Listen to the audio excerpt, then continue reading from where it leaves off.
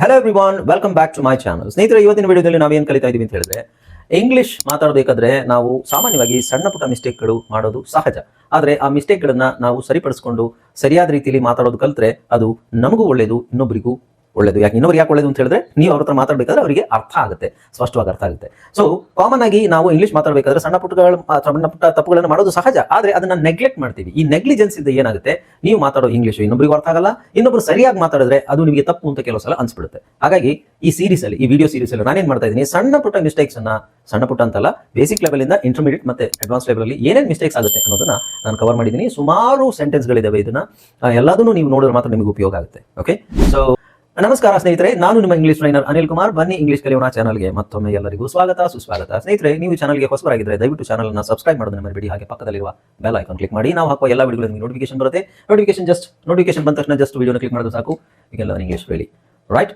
ಸ್ನೇಹಿತರೆ, ವಿಡಿಯೋನ ದಯವಿಟ್ಟು ಕೊನೆ ತನಕ ನೋಡಿ, ಬಹಳ ವಿಷಯಗಳಿದ್ದಾವೆ. ಇದು ಸೆಕೆಂಡ್ ವಿಡಿಯೋ, ಈ ಸೀರೀಸ್ ಅಲ್ಲಿ ನಾನು ಮಾಡ್ತಾ ಇರೋ ಸೆಕೆಂಡ್ ವಿಡಿಯೋ. ಫಸ್ಟ್ ವಿಡಿಯೋದ ಲಿಂಕ್ ನಿಮಗೆ ಡಿಸ್ಕ್ರಿಪ್ಷನ್ ಅಲ್ಲಿ ಸಿಗುತ್ತೆ. ಈ ಎಲ್ಲ ಸೀರೀಸ್ ಅಲ್ಲಿ ಬರುವಂತ ಎಲ್ಲ ವಿಡಿಯೋಗಳನ್ನು ನೋಡಿ, ಅದರಿಂದ ನಿಮಗೆ ತುಂಬಾ ಉಪಯೋಗ ಆಗುತ್ತೆ. ಓಕೆ, ಸೊ ಈ ವಿಡಿಯೋನ ಕೊನೆ ತನಕ ನೋಡಿ. ಈ ವಿಡಿಯೋನ ಎಲ್ಲರಿಗೂ ಶೇರ್ ಮಾಡಿ. ನಿಮಗೆ ಏನಾದರೂ ಡೌಟ್ ಇದ್ದರೆ ಕಾಮೆಂಟ್ ಸೆಕ್ಷನ್ ಅಲ್ಲಿ ಕಮೆಂಟ್ ಮಾಡೋದನ್ನ ಮರಿಬೇಡಿ. Right, so without any further do let's dive into the video. Hi friends, ಇದೊಂದು ವಿಶೇಷ ಸೂಚನೆ. ನಮ್ಮಲ್ಲಿ ಇದೀಗ ಆನ್ಲೈನ್ ಸ್ಪೋಕನ್ ಇಂಗ್ಲಿಷ್ ಕೋರ್ಸ್ನ ಹೊಸ ಬ್ಯಾಚ್ ಶುರುವಾಗಿದೆ. ನೀವು ಇನ್ಮೇಲೆ ಎಲ್ಲೂ ಹೊರಗಡೆ ಹೋಗಿ ಇಂಗ್ಲಿಷ್ ಕಲಿಯುವ ಅವಶ್ಯಕತೆ ಇಲ್ಲ. ಮನೆಯಲ್ಲೇ ಕೂತ್ಕೊಂಡು ಯಾವುದೇ ಟೆನ್ಷನ್ ಇಲ್ಲದೆ, ಏನು ಮುಗಿದಿರವಿಲ್ಲದೆ ಇಂಗ್ಲಿಷ್ ಮಾತಾಡೋದನ್ನ ಕಲಿಯಬಹುದು. ಸ್ನೇಹಿತರೆ, ಸ್ಪೋಕನ್ ಇಂಗ್ಲಿಷ್ ಮಾತ್ರ ಅಲ್ಲ, ನಿಮಗೆ ಇಂಗ್ಲಿಷ್ನ ಓದಲಿಕ್ಕೆ ಬರಲಿಕ್ಕೆ ಬರಲ್ಲ ಅಂತ ಇಟ್ಕೊಳ್ಳಿ. ಈಗ ಇಂಗ್ಲಿಷಲ್ಲಿ ನಿಮಗೆ ಓದಲಿಕ್ಕೆ ಬರಲಿಕ್ಕೆ ಬರಲ್ಲ, ಬರೀ ನಿಮಗೆ ABCD ಮಾತ್ರ ಗೊತ್ತು, ಅಥವಾ ABCD ಗೊತ್ತಿಲ್ಲ ಅಂತ ಇಟ್ಕೊಳ್ಳಿ. ಸೊ ABCD ಗೊತ್ತಿಲ್ಲ ಅಂತ ಪರವಾಗಿಲ್ಲ, ನಾವು ನಿಮಗೆ ಇಂಗ್ಲಿಷ್ನ ಬೇಸಿಕ್ ಇಂದನೇ ಓದಲಿಕ್ಕೆ ಮತ್ತೆ ಬರಲಿಕ್ಕೆ ಸಹ ಹೇಳ್ಕೊಡ್ತೀವಿ. ಅದು ಅಲ್ಲದೆ ನೀವು ಒಂದು ವೇಳೆ ಕನ್ನಡ ಬರಲ್ಲ ಅಂತ ಇಟ್ಕೊಳ್ಳಿ, ಕನ್ನಡನೂ ಹೇಳ್ಕೊಟ್ಟು, ಕನ್ನಡದಿಂದ ಇಂಗ್ಲಿಷ್ನ ಹೇಗೆ ಓದೋದು, ಕನ್ನಡನೂ ನಾವು ಹೇಳ್ಕೊಟ್ಟು, ಅದರ ಮೂಲಕ ಇಂಗ್ಲಿಷ್ನ ಹೇಗೆ ಕಲಿಯೋದು ಅನ್ನೋದನ್ನ ನಾವು ಈ ಕೋರ್ಸಲ್ಲಿ ಇನ್ಕ್ಲೂಡ್ ಮಾಡಿದ್ದೀವಿ. ಸ್ನೇಹಿತರೆ, ಈ ಕೋರ್ಸ್ನ ಚಿಕ್ಕ ಮಕ್ಕಳನ್ನು ಹೊರತುಪಡಿಸಿ ಬೇರೆ ಯಾರು ಬೇಕಾದ್ರೆ ಈ ಕೋರ್ಸ್ಗೆ ಜಾಯ್ನ್ ಆಗಬಹುದು. ನೀವು ಕೆಲಸಕ್ಕೆ ಹೋಗಿರ್ಬೋದು, ಮನೆಯಲ್ಲಿ ಇರ್ಬೋದು, ಅಥವಾ ನೀವು ಯಾವುದೋ ಒಂದು ಬಿಸ್ನೆಸ್ ಮಾಡ್ತಾ ಇರ್ಬೋದು. ಓಕೆ, ಸೊ ಯಾರು ಬೇಕಾದ್ರೂ ಈ ಕೋರ್ಸ್ನ ಜಾಯ್ನ್ ಆಗಬಹುದು. ಹಾಗಾದ್ರೆ ಸ್ನೇಹಿತರೆ, ತಡ ಯಾಕೆ? ಈ ಸ್ಪೋಕನ್ ಇಂಗ್ಲಿಷ್ ಕೋರ್ಸ್ ಮತ್ತು English basic reading and writing ಕೋರ್ಸ್ನ ಜಾಯ್ನ್ ಆಗಬೇಕು ಅಂತ ಆಸಕ್ತಿ ಇರೋರು ಈ ಕೂಡಲೇ ನಿಮ್ಮ ಫೋನ್ ತೆಗೆದುಕೊಳ್ಳಿ, ಹಾಗೂ ಇಲ್ಲಿ ಬರ್ತಿರುವಂತಹ ನಂಬರ್ಗೆ ಅಥವಾ ಕೆಳಗಡೆ ಬರ್ತಾ ಇರುವಂತಹ ನಂಬರ್ಗೆ ನೀವು ಕರೆ ಮಾಡತಕ್ಕದ್ದು, ಅಥವಾ ವಾಟ್ಸ್ಆ್ಯಪ್ನಲ್ಲಿ ಸಂಪರ್ಕಿಸಿ ನಿಮ್ಮ ಹೆಸರನ್ನು ರಿಜಿಸ್ಟರ್ ಮಾಡಿಕೊಳ್ಳಿ. ಓಕೆ, ಸೊ ಇಲ್ಲಿ ಕಳೆದ ಕ್ಲಾಸಲ್ಲಿ ನಾನು ನಿಮಗೆ ಇಲ್ಲಿವರೆಗೆ ಮಾಡಿದ್ದೆ. ಸೊ ನೀವು ಕಂಟಿನ್ಯೂಸ್ ಆಗಿ ನೋಡೋದಾದ್ರೆ ನಿಮಗೆ ಗೊತ್ತಿರುತ್ತೆ. ನಾನು ಇಲ್ಲಿಂದನೇ ಕಂಟಿನ್ಯೂ ಮಾಡ್ತೀನಿ. ಫಸ್ಟ್ ಇದು ಪಾರ್ಟ್ 1 ಡಿಸ್ಕ್ರಿಪ್ಷನಲ್ಲಿರುತ್ತೆ, ಲಿಂಕ್ ಇರುತ್ತೆ. ಆ ಲಿಂಕ್ ಕ್ಲಿಕ್ ಮಾಡಿ 1 ನೋಡಿ. ಸೊ 1 ಕಂಟಿನ್ಯೂಸ್ ನೋಡಿ. ನಾನು ಎಲ್ಲ ವೀಡಿಯೋಸ್ದು ಲಿಂಕ್ನ ಡಿಸ್ಕ್ರಿಪ್ಷನಲ್ಲಿ ಹಾಕ್ತೀನಿ. Okay, do the baby cry, ಇಲ್ಲಿಗೆ ನಾನು ಲಾಸ್ಟ್ ನಿಲ್ಲಿಸಿದ್ದೆ. ಡೂ ದ ಬೇಬಿ ಕ್ರೈ, ಇಲ್ಲಿಗೆ ನಾನು ನಿಲ್ಲಿಸಿದ್ದೆ. ಸೊ ಇಲ್ಲಿಂದ ಕಂಟಿನ್ಯೂ ಮಾಡೋಣ. ನಿಮ್ಮ ಅಮ್ಮ ಅಡುಗೆ ಮಾಡ್ತಾರಾ? ಸೊ ಇದು ಸಿಂಪಲ್ ಪ್ರಶ್ನೆ ನೋಡಿ, ಸಿಂಪಲ್ ಆಗಿರೋ, ತುಂಬ ಕಾಂಪ್ಲಿಕೇಟೆಡ್ ಪ್ರಶ್ನೆ ಕೇಳೋದಲ್ಲ. ಇದೇನು ಎಲ್ಲರ ಅಮ್ಮನೂ ಅಡುಗೆ ಮಾಡ್ತಾರಲ್ಲ, ಇದೇನು ಪ್ರಶ್ನೆ ಅಂತ ನೀವು ಅನ್ಕೋಬೇಡಿ. ಜಸ್ಟ್ ಸಿಂಪಲ್, ನಿಮ್ಮ ಅಮ್ಮ ಅಡುಗೆ ಮಾಡ್ತಾರಾ? ಇದರಲ್ಲಿ ಯಾವ ಸೆಂಟೆನ್ಸ್ ಕರೆಕ್ಟ್? 2 ಆಪ್ಷನ್ ಇದೆ. Is your mother cook, does your mother cook. So ಇವೆರಡರಲ್ಲಿ ಯಾವ ಆಪ್ಷನ್ ಸರಿ?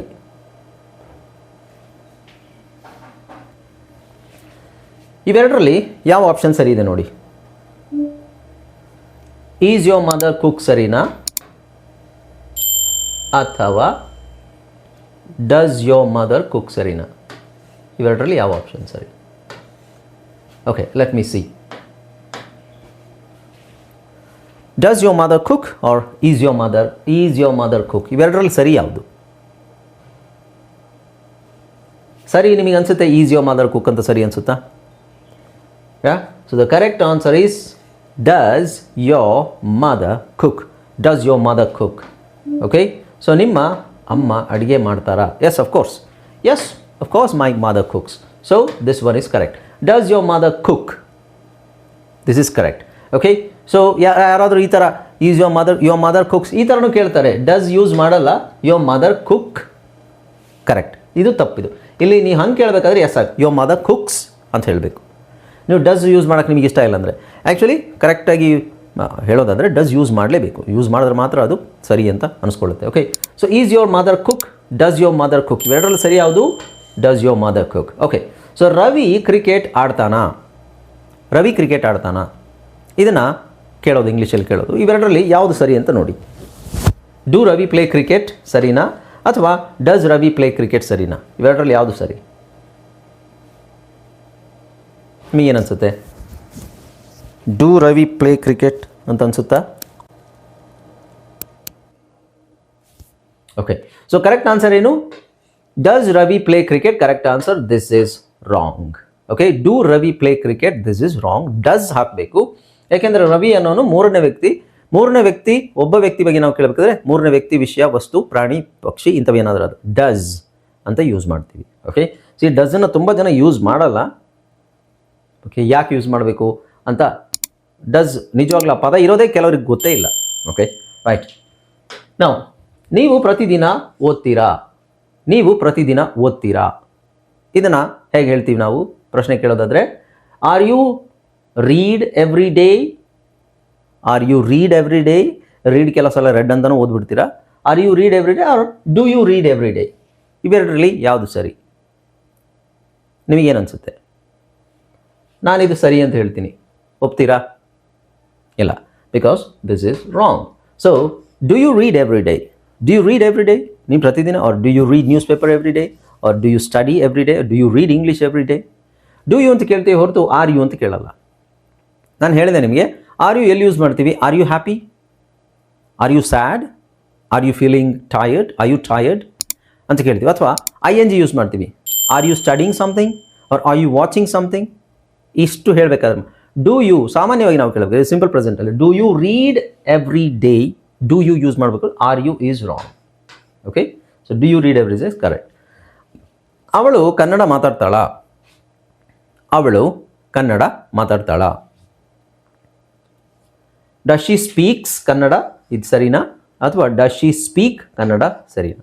ಇವೆರಡರಲ್ಲಿ ಏನು ಡಿಫ್ರೆನ್ಸ್ ಇದೆ? ಎಸ್ ಅಷ್ಟೇ ಡಿಫ್ರೆನ್ಸ್ ಇದೆ. ಇಲ್ಲಿ ಎಸ್ ಇದೆ, ಇಲ್ಲಿ ಎಸ್ ಇಲ್ಲ. ಇವೆರಡರಲ್ಲಿ ಯಾವ್ದು ಸರಿ?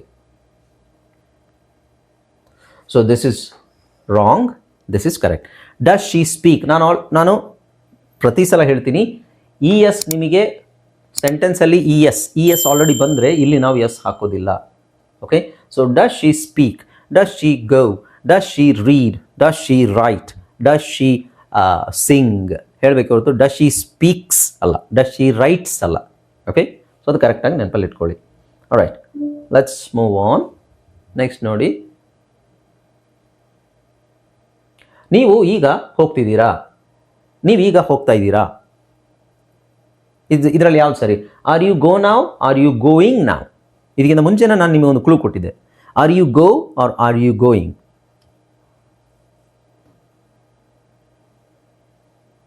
ಓಕೆ, ಸೊ ಏನು ಹೇಳ್ತೀರಾ? Are you go or are you going?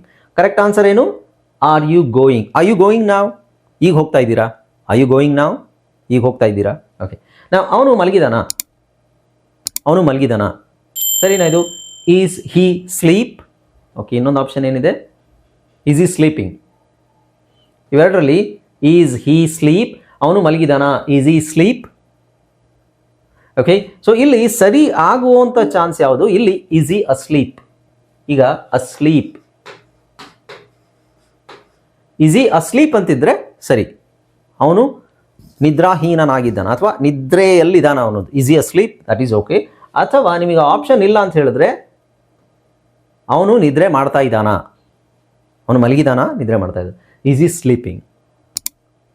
Okay right. ಈಗ ಅವರು ಊಟ ಮಾಡ್ತಿದ್ದಾರಾ, ಅವರು ಊಟ ಮಾಡ್ತಾ ಇದ್ದಾರಾ ಅಂತ ನಾವು ಕೇಳೋದಾದರೆ ಏನು ಹೇಳ್ತೀವಿ? ಅವರು ಊಟ ಮಾಡ್ತಾ ಇದ್ದಾರಾ? Are they eat lunch, are they eat lunch? ಇಲ್ಲಿರೋ ಆಪ್ಷನಲ್ಲಿ ಯಾವ್ದು ಸರಿ ಅಂತ ನೋಡಿ ಅಷ್ಟು. ಆರ್ ದೇ ಈಟ್ ಲಂಚ್ ಸರಿನಾ? Are they eating lunch?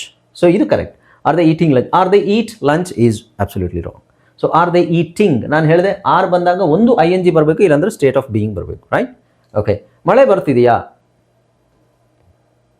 So ಮಳೆ ಬರ್ತಿದೆಯಾ ತುಂಬ ಜನ ತಪ್ಪಾಗಿ ಕೇಳ್ತಾರೆ. ಬರ್ತಿದೆಯಾ ಅಂತ ಕೇಳೋಕ್ಕೆ ಕನ್ನಡದಲ್ಲಿ ನಾವು ಕಮಿಂಗ್, ರೈಟ್?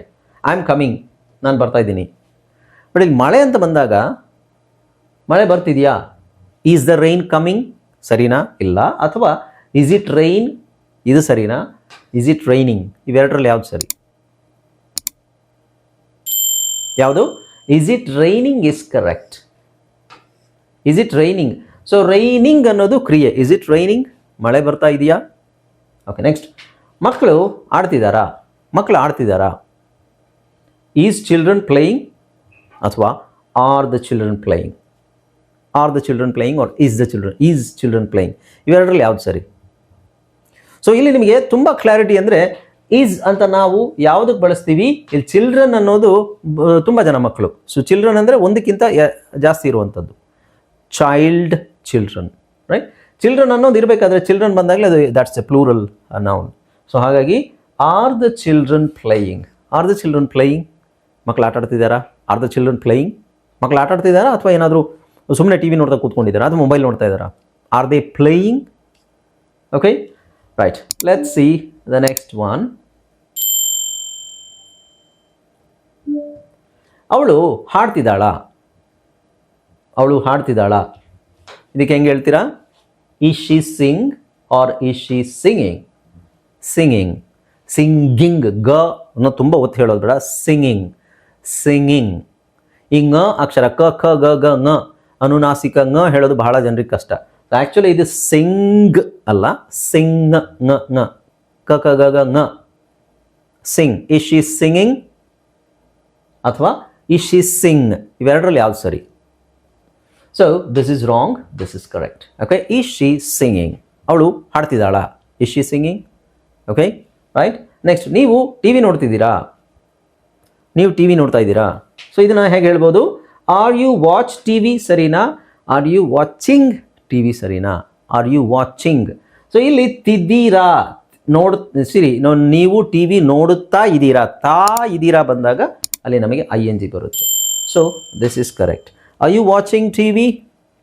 ನೀವು ಟಿ ವಿ ನೋಡ್ತಾ ಇದ್ದೀರಾ? Are you watching T V? Yes, I am watching T V. Okay, so watching ಅಂತ ಬರಬೇಕೆ ಹೊರತು ವಾಚ್ ಅಂತ ಬರಲ್ಲ. ಇಲ್ಲಿ ವಾಚ್ ಯೂಸ್ ಮಾಡೋದಾದರೆ ಡೂ ಹಾಕಬೇಕಾಗುತ್ತೆ. Do you watch T V? ನೀವು ಟಿ ವಿ, ಇಲ್ಲಿ ಏನು ತೆಗಿಬೇಕು ನಾವು? ನೀವು ಟಿ ವಿ ಈ ದಿ ಇದೆಯಲ್ವಾ, ಇದನ್ನು ತೆಗಿ. ನೀವು ಟಿ ವಿ ನೋಡ್ತೀರಾ? Do you watch T V? ನೀವು ಟಿ ವಿ ನೋಡ್ತಾ ಇದ್ದೀರಾ? Are you watching T V? ನೀವು ಟಿ ವಿ ನೋಡಿದ್ರಾ? Did you watch T V? ನೀವು ಟಿ ವಿ ನೋಡ್ತಾ ಇದ್ರಾ? Were you watching T V? So ಇವೆಲ್ಲದನ್ನು ಸರಿಯಾಗಿ ಯೂಸ್ ಮಾಡೋಕ್ಕೆ ಬಂದರೆ ಮಾತ್ರ ನಿಮಗೆ ಮಾತಾಡೋಕ್ಕಾಗೋದು ಇಂಗ್ಲೀಷಲ್ಲಿ.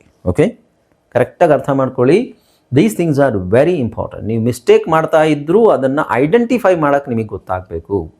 ಸುಮ್ಮನೆ ಜಸ್ಟ್ ಮಿಸ್ಟೇಕ್ ಮಾಡಿಬಿಟ್ಟು ಅದೇ ಸರಿ ಅಂತ ಅಂದ್ಕೊಳ್ಳೋದಲ್ಲ, ಅಥವಾ ಬೇರೆಯವರು ಯಾರಾದರೂ ಮಿಸ್ಟೇಕ್ ಮಾಡಿದಾಗ ಅದು ತಪ್ಪು ಅಂತ ನಿಮಗೆ ಗೊತ್ತಾಗಬೇಕು. Okay, right. ಸೊ ಇವತ್ತಿನ ವೀಡಿಯೋದಲ್ಲಿ ಇಷ್ಟೇ ಸಾಕು. ನೆಕ್ಸ್ಟ್ ನಾನು ಕಂಟಿನ್ಯೂ ಮಾಡ್ತೀನಿ. ಇದರಲ್ಲಿ ಬಹಳ ಇದೆ ನೋಡಿ. ನೆಕ್ಸ್ಟು ಸುಮಾರು ಸೆಂಟೆನ್ಸ್ ಇದೆ. ಇದು ಸೀರೀಸ್ ಸ್ಟಾರ್ಟ್ ಮಾಡಿದ್ದೀನಿ. ಇದು ಈ ಸೀರೀಸ್ನ 2ನೇ ವೀಡಿಯೋ.